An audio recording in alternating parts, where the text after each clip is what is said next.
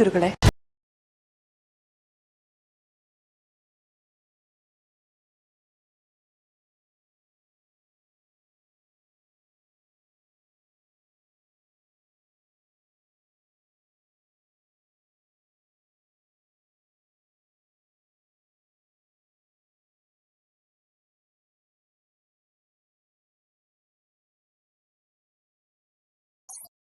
ನಾಗ ಲಕ್ಷಣಗಳು ಕಾಣಿಸ್ತಾ ಇದೆ ಅಂದ್ರೆ ನಾಗಮಣಿ ಮನೇಲೇ ಇದೆ.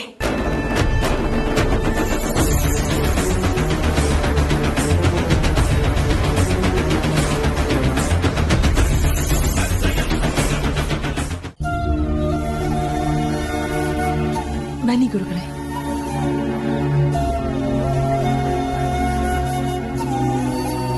ಅರ್ಜುನ್ ಅವರೇ, ಇವರೇ ವಾಸುದೇವ ಅವರು. ನಮಸ್ತೆ ಗುರುಗಳೇ.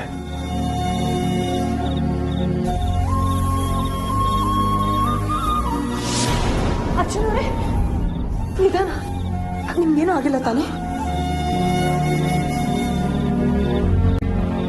ನೀವು ನನ್ನ ಸರಿಯಾಗಿರುವಾಗ ನನಗೆ ಎಂತಾನೆ ಆಗೋದಕ್ಕೆ ಸಾಧ್ಯ ರೀ.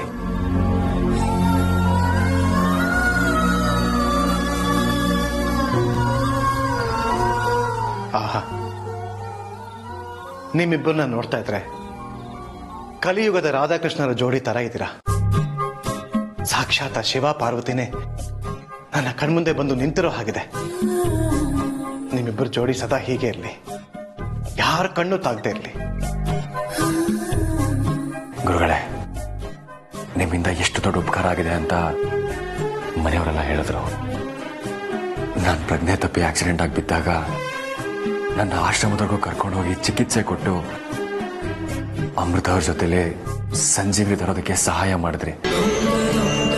ತೀರ್ಸಕ್ಕಾಗದಿರೋಷ್ಟು ಉಪಕಾರ ಮಾಡಿದ್ದೀರಾ. ನಿಮಗೆ ಹೇಗೆ ಥ್ಯಾಂಕ್ಸ್ ಹೇಳಬೇಕು ನನಗೆ ಗೊತ್ತಾಗ್ತಾ ಇಲ್ಲ. ಇನ್ಫ್ಯಾಕ್ಟ್ ಥ್ಯಾಂಕ್ಸ್ ಅನ್ನೋದು ಒಂದು ಸಣ್ಣ ಪದ ಅನ್ನಿಸ್ತಾ ಇದೆ. ಇರ್ಲಿ ಬಿಡಪ್ಪ.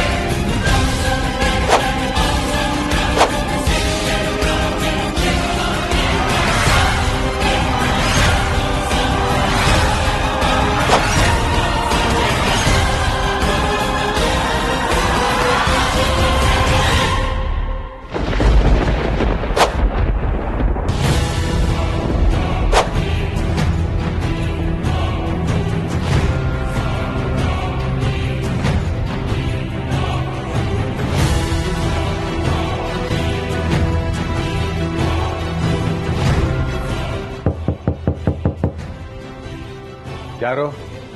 ಅಪ್ಪ, ನಾನು ಕರ್ಣ. ಏನು? ಅರ್ಜೆಂಟಾಗಿ ಫೈಲ್ಸ್ ಮೇಲೆ ಸಿಗ್ನೇಚರ್ ಬೇಕಾಗಿತ್ತಪ್ಪ. ಬಂದೇ ಇರು.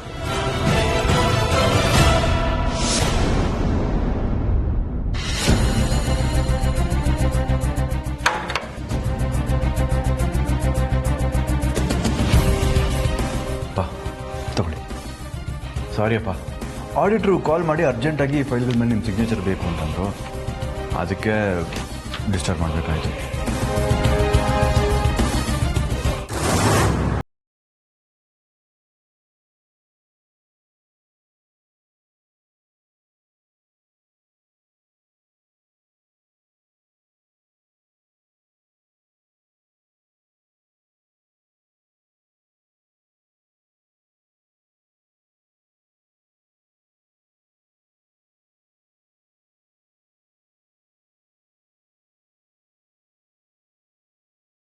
ಒಳ್ಳೇದು ಅನಿಸ್ತಾ ಇದೆ. ಹಾಂ ಹಾಂ ಹೌದೌದು. ಅದ್ರ ಬಗ್ಗೆ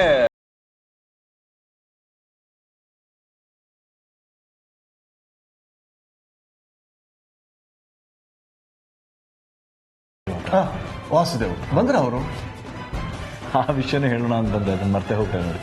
ಅಮೃತ ಮತ್ತು ವಾಸುದೇವ್ ಅವರಿಬ್ಬರು ಬಂದಿದ್ದಾರೆ, ಅರ್ಜುನ್ ರೂಮಲ್ಲಿದ್ದಾರೆ. ಓ ಒಳ್ಳೇದಾಯ್ತು. ಫಸ್ಟ್ ಹೋಗಿ ಅವ್ರಿಗೊಂದು ಥ್ಯಾಂಕ್ಸ್ ಹೇಳಿ ಬಂದ್ಬಿಡ, ಆಮೇಲೆ ಮಿಕ್ಕಿದ ಕೆಲಸ. ಸರಿ. ಸರಿ ನಡಿ. ಯಾಕಪ್ಪ? ಒಂದು ನಿಮಿಷ, ಫೈಲ್ ಇಟ್ಟು ಮೊಬೈಲ್ ತೊಗೊಂಡು. ಹಾಂ.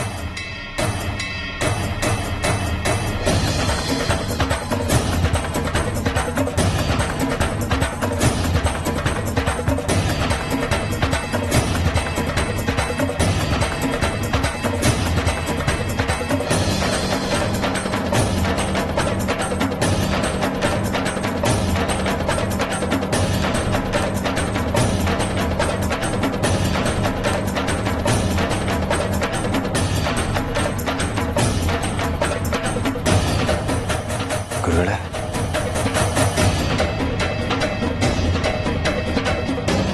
ಗುರುಗಳೇ,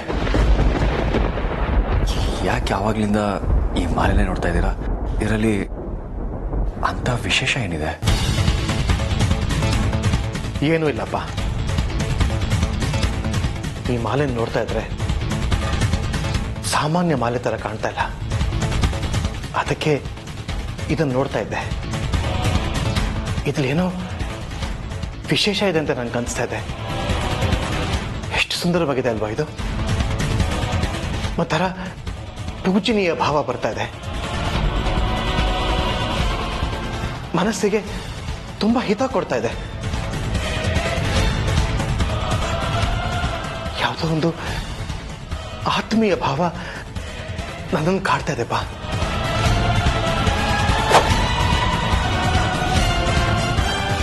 ಕೆಲವು ವಸ್ತುಗಳಿಗೆ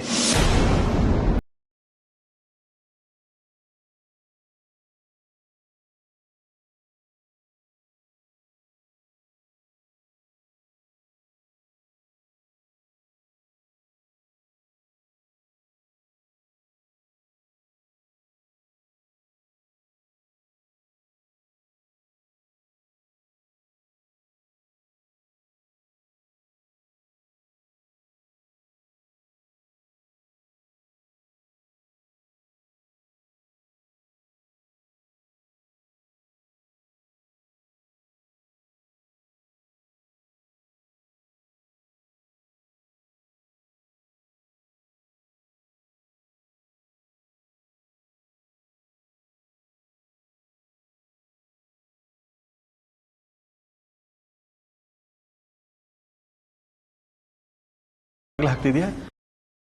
ಅದು ಮಾವ, ವಾಸುದೇವ ಅವರು ಅರ್ಜುನ್ ಅವ್ರ ಕಾಲ್ಗಾಯಕ್ಕೆ ಚಿಕಿತ್ಸೆ ಮಾಡ್ತಾ ಇದ್ದಾರೆ.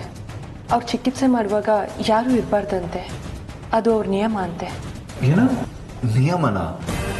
ಹೀಗೆಲ್ಲ ನಿಯಮ ಇರುತ್ತಾ? ಹೌದು ಬಾಬಾ. ಪ್ರಕೃತಿ ಚಿಕಿತ್ಸೆಯಲ್ಲಿ ಔಷಧಿ ಹಚ್ಚೋದ್ರ ಜೊತೆಗೆ ಮಂತ್ರೋಚ್ಚಾರಣೆ ಮಾಡೋದ್ರಿಂದ ಏಕಾಂತ ಬೇಕಾಗತ್ತೆ. ಯಾರಾದರೂ ಇದ್ರೆ ಆ ಏಕಾಂತಕ್ಕೆ ಭಂಗ ಆಗತ್ತೆ. ಅದಕ್ಕೆ ನೋಡಿ, ನಾನು ಅಲ್ಲಿರಲಿಲ್ಲ, ಹೊರಗಡೆ ಬಂದ್ಬಿಟ್ಟೆ. ನೀನು ಹೇಳೋದು ಸರಿಯಾಗಿದೆ ಅಮ್ಮ. ಪರವಾಗಿಲ್ಲ ಬಿಡು, ಚಿಕಿತ್ಸೆ ಮುಗಿಯುವವರೆಗೂ ನಾವಿಲ್ಲೇ ಕಾಯ್ತಾ ಇರ್ತೀವಿ, ತೊಂದರೆ ಏನಿಲ್ಲ.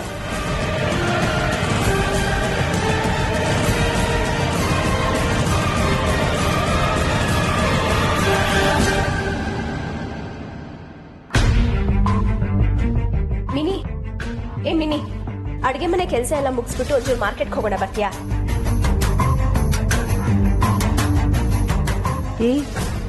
ನಿನ್ನೆ ಕೇಳ್ತಾ ಇರೋದು, ಏನ್ ಯೋಚನೆ ಮಾಡ್ತಿದ್ಯಾ? ಅಜ್ಜಿ, ಆಂಟಿ, ಏನಂದ್ರೆ? ಏನಾಯ್ತೆ? ಏನ್ ಯೋಚನೆ ಮಾಡ್ತಾ ಇದೀಯಾ? ಅದು ಅಮೃತ ಬಗ್ಗೆನೇ ಯೋಚನೆ ಮಾಡ್ತಿದ್ದೆ ಆಂಟಿ. ಅಮೃತ ಸಾಮಾನ್ಯವಾದ ಹೆಣ್ಣು. ಅದೇಗದು ಯಾವ್ದ್ಯಾವ್ದೋ ಲೋಕಗಳನ್ನೆಲ್ಲ ಏಕಾಂಗಿಯಾಗಿ ಹೋಗಿ ದಾಟ್ಕೊಂಡು ಬರಕ್ ಸಾಧ್ಯ ಆಯ್ತು? ಯಾವ್ದು ಫ್ಯಾಂಟಸಿ ಕಥೆಗಳನ್ನ ಹೇಳ್ದಾಗಿದೆ ಅಲ್ವಾ ಆಂಟಿ? ಅದು ಅಷ್ಟು ಕಮ್ಮಿ ಸಮಯದಲ್ಲಿ. ನಂಗಂತೂ ಇದೆಲ್ಲ ನಂಬೋಕೆ ಆಗ್ತಿಲ್ಲಪ್ಪ. ಇದೆಲ್ಲ ಯಾವುದು ಅಜ್ಜ ತಾತನ ಕಾಲದಲ್ಲಿ ಕೇಳೋದ್ ಕತೆ ಥರ ಇದೆ. ನಿಜಕ್ಕೂ ಅಂತ ಲೋಕಗಳಲ್ಲೇ ಇರೋದು ಸಾಧ್ಯನಾ? ಪ್ರಪಂಚದಲ್ಲಿ ಎಷ್ಟೆಷ್ಟು ದೂರ ಇರೋ ದೇಶಗಳಿಗೆ ಏರೋಪ್ಲೇನಲ್ಲಿ ಹೋಗಿ ಬಂದ್ರೇನು ಒಂದೆರಡು ದಿನ ಬೇಕಾಗುತ್ತೆ.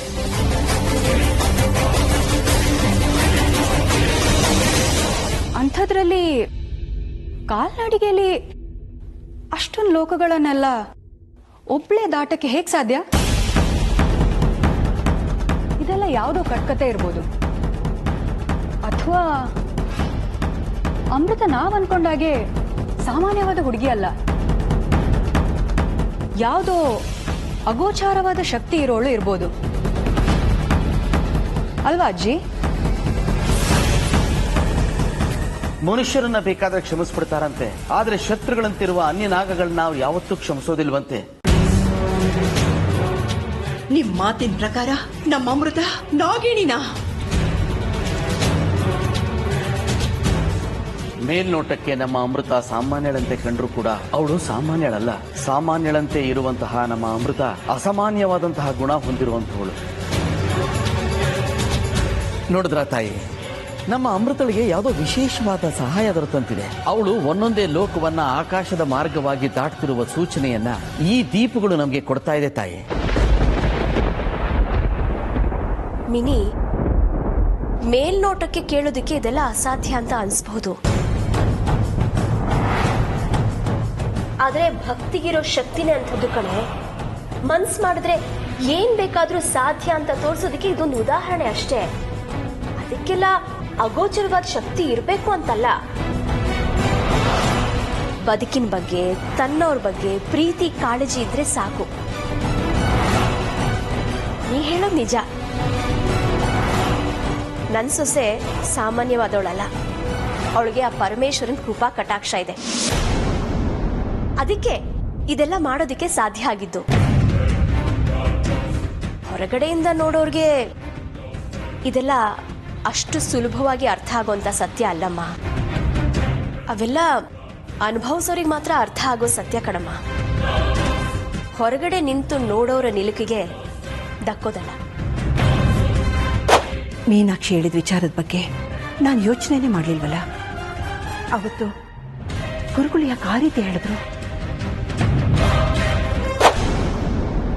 ಅಪ್ಪ, ಅಂತೂ ಅರ್ಜುನ್ ಮನೆಗೆ ಬಂದಿದ್ದು ಒಂಥರ ಹೊಸ ಕಳೆ ಬಂದ ಹಾಗಾಗ್ಲಿಲ್ವಾ? ಹೌದು ಕಣ, ಇವತ್ತು ನನ್ನ ಕುಟುಂಬ ಪರಿಪೂರ್ಣ ಅಂತ ಅನ್ನಿಸ್ತಾ ಇದೆ ನನಗೆ. ನಮ್ಮ ಕುಟುಂಬ ತನ್ನ ಆನಂದನೇ ಕಳ್ಕೊಳ್ಳೋಂತ ಹಂತಕ್ಕೆ ಹೋಗ್ಬಿಟ್ಟಿತ್ತು. ಯಾವುದೋ ದೈವದ ಬಲ ಹಾಗಾಗದನ್ನ ತಡೆದು ಮತ್ತೆ ನಮ್ಮ ಕುಟುಂಬದ ನೆಮ್ಮದಿ ಶಾಂತಿಯನ್ನು ವಾಪಸ್ ತಂದು ಕೊಟ್ಟಿದೆ. ನಿಜಕ್ಕೂ ನಾನು ಅದೃಷ್ಟವಂತನೇ ಅಂತ ಹೇಳಬೇಕು. ನನ್ನಿಬ್ರು ಮಕ್ಕಳು ನನ್ನ ಎರಡು ಕಣ್ಣುಗಳ ತರ ನನ್ನ ಜೊತೆಗೆ ಇದ್ದಾರಲ್ಲ.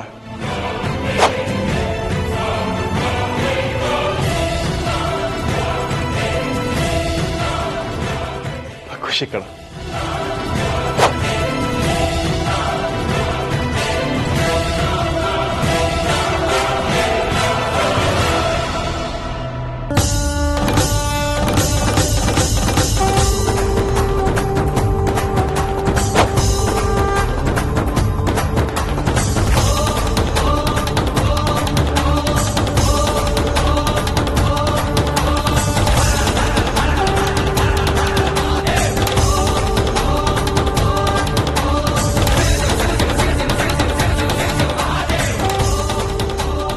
ಕುಟುಂಬದ ಆನಂದದ ಬಗ್ಗೆ ಮಾತಾಡ್ತಾ ಇದ್ದೀರಾ ಅಲ್ವಾ? ನಮ್ಮಷ್ಟಕ್ಕೆ ಸುಖವಾಗಿದ್ದ ನಮ್ಮ ತಂಗಾಳಿಯಂತಹ ಸಂಸಾರಕ್ಕೆ ಬಿರುಗಾಳಿ ಹಾಗೆ ಬಂದು ನುಗ್ಗಿದ್ರಿ. ನಮ್ಮ ಕುಟುಂಬನ ಛಿದ್ರ ಛಿದ್ರ ಮಾಡಿದ್ರಿ. ಈಗ ಇಲ್ಲಿ ನೀನು ನಿನ್ನ ಕುಟುಂಬದವರ ಜೊತೆ ಸಂತೋಷವಾಗಿ ಕಾಲ ಕಳೆಯೋ ಕನಸು ಕಾಣ್ತಾ ಇದೆಯಲ್ವಾ? ನನ್ನ ಕುಟುಂಬದ ಸಮಾಧಿಯ ಮೇಲೆ ನಿನ್ನ ಕುಟುಂಬದ ಆನಂದ ಕಟ್ಟೋದಕ್ಕೆ ಹೊರಟಿದ್ಯಲ್ವಾ? ಅದಕ್ಕೆ ಈ ಅಮೃತ ಯಾವತ್ತಿಗೂ ಅವಕಾಶ ಮಾಡಿಕೊಡಲ್ಲ. ನೀನು ಮಾಡಿದ ಅನ್ಯಾಯಕ್ಕೆ ನೀನು ಬೆಲೆ ತೆರಲೇಬೇಕು. ನಿನ್ನ ಸಂತೋಷನ ನಾನು ಕಿತ್ಕೋತೀನಿ. ನಿನ್ನ ಕುಟುಂಬನ ಹೊಡೆದು ಛಿದ್ರ ಛಿದ್ರ ಮಾಡ್ತೀನಿ.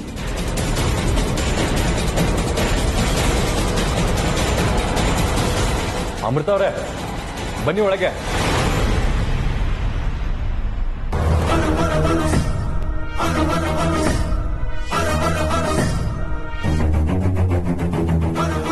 ವಾಸುದೇವ್ ಅವರೇ, ನಿಮ್ಮನ್ನು ನೋಡೋಣ ಅಂತಾನೆ ಬಂದ್ವಿ.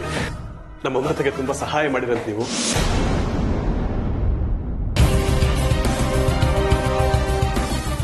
ಅರ್ಜುನ್, ವಾಸುದೇವರು ಹೇಳಿದ್ರು ಕಾಣಿಸ್ತಾನೆ ಇಲ್ಲ. ಅದು ಅಣ್ಣ, ಔಷಧಿ ಹಚ್ಚಿ ಕೈಯೆಲ್ಲ ಔಷಧಿ ಆಗಿತ್ತು. ವಾಶ್ರೂಮ್ಗೆ ಹೋಗಿದ್ದಾರೆ ಕೈ ತೊಳ್ಕೊಂಡು ಬರೋದಕ್ಕೆ. ಏಕೆ ಕುತ್ಕೋಬಾ. ಓ ಹೌದಾ, ಪರವಾಗಿಲ್ಲ. ಅರ್ಜುನ್, ನಿನ್ನ ಕಾಲು ನೋವು ಹೇಗಿದೆ ಈಗ? ಚೆನ್ನಾಗಿ ರೆಸ್ಟ್ ಮಾಡಿದೆ ತಾನೆ ನೀನು?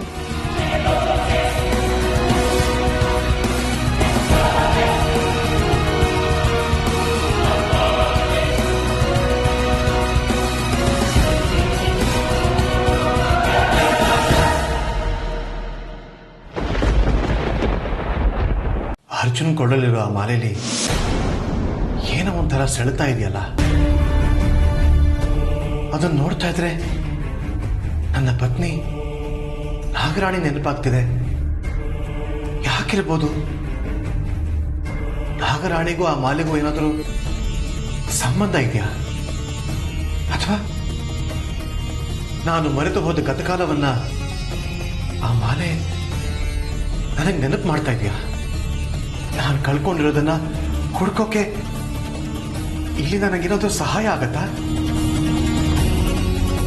ಈ ಮನೆಗೆ ಬಂದ್ರೆ ನನ್ನ ಜೀವನದಲ್ಲಿ ಹೊಸ ತಿರುವಾಗತ್ತೆ ಅಂತ ಶಾಸ್ತ್ರಿಗಳು ಹೇಳ್ತಾ ಇದ್ರು. ಅದು ಇದಕ್ಕೇನಾ? ಹಾಗಾದ್ರೆ ನನ್ನ ಮೂಲ ಸ್ವರೂಪ ಪಡ್ಕೊಳ್ಳೋಕೆ ಈ ಮನೆ ನನಗೆ ಸಹಾಯ ಮಾಡತ್ತಾ? ಆ ಮಾಲೆ ನೋಡ್ತಾ ಇದ್ರೆ ನನಗೆ ಏನೋ ಒಂಥರ ಆತ್ಮವಿಶ್ವಾಸ, ಉತ್ಸಾಹ ಮೂಡಿ ಬರ್ತಾ ಇದೆ. ನೋಡೋಣ ಆ ದೈವ ಇಚ್ಛೆ ಹೇಗಿದ್ದೀವಿ.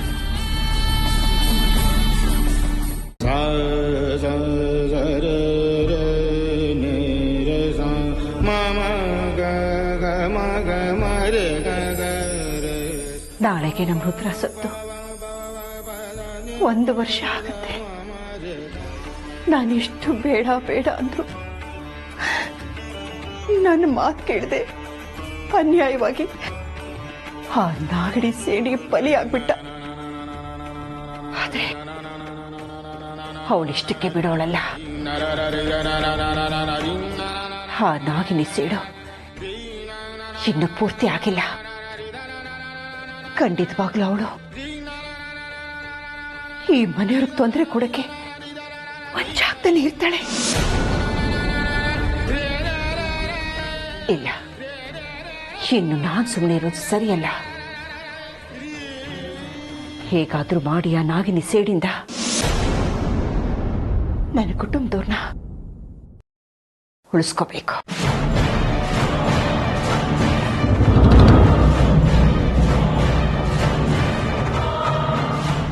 ಅಜ್ಜಿ, ಏನ್ ಮಾಡ್ತಾ ಇದ್ದೀರಾ? ಬಾ ಮೀನಾಕ್ಷಿ, ಯಾವ್ದಿದು ಬುಕ್ಕು?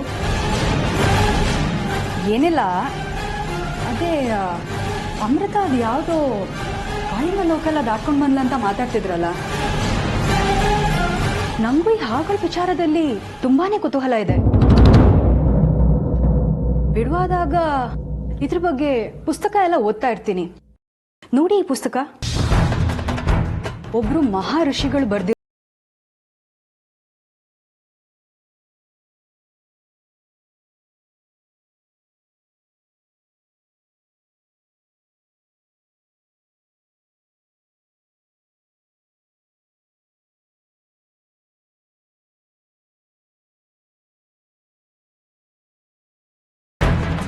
ನೋಡಿ, ನಾಗವಂಶಕ್ಕೆ ಸೇರಿದವರಿಗೆ ಮಾತ್ರ ಆ ಲೋಕಕ್ಕೆ ಪ್ರವೇಶ ಸಾಧ್ಯ ಅಂತ ಬರ್ದಿದ್ದಾರೆ. ಹೌದಾ? ಹಾಗಂತ ಬರ್ತಿದಾರಾ? ಎಲ್ಲಿ ಕೊಡು ನೋಡೋಣ. ನೋಡಿ